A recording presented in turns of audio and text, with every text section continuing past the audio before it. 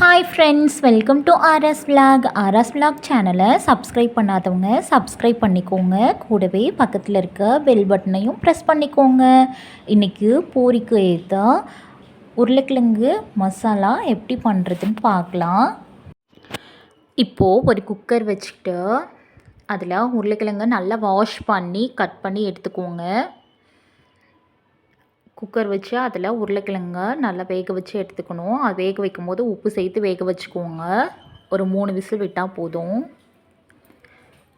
வேக வச்ச உருளைக்கிழங்க நல்லா ஸ்மாஷ் பண்ணி எடுத்துக்கோங்க.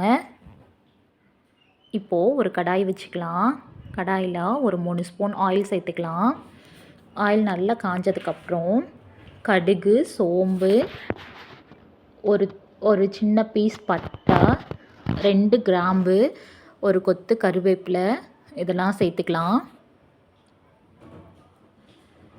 அது கூடவே 2 பல் பூண்டு கட் பண்ணி வச்சுருக்கேன். அதையும் ஒரு சின்ன துண்டு இஞ்சியை கட் பண்ணி வச்சுருக்கேன். அதையும் சேர்த்துக்கலாம்.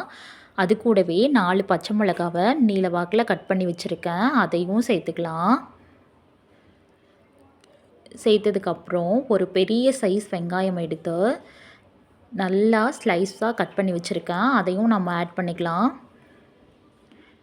ஆட் பண்ணிவிட்டு நல்லா வதக்கி விட்டுக்கோங்க.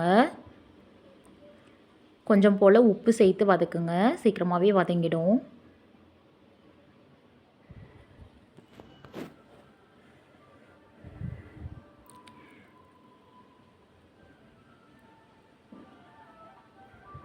இப்போ பாருங்கள், வெங்காயம் நல்லா வதங்கி வந்துடுச்சு.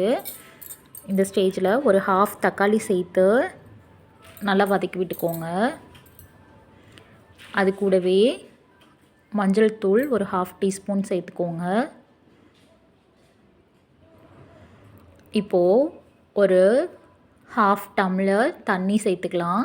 தண்ணி சேர்த்து ஒரு கொதி வரட்டுங்க. ஒரு கொதி வந்ததுக்கப்புறம் நம்ம ஸ்மாஷ் பண்ணி வச்சுருக்க உருளைக்கிழங்கு சேர்த்துக்கலாம். சேர்த்து அதுவும் ஒரு கொதி வரட்டும்.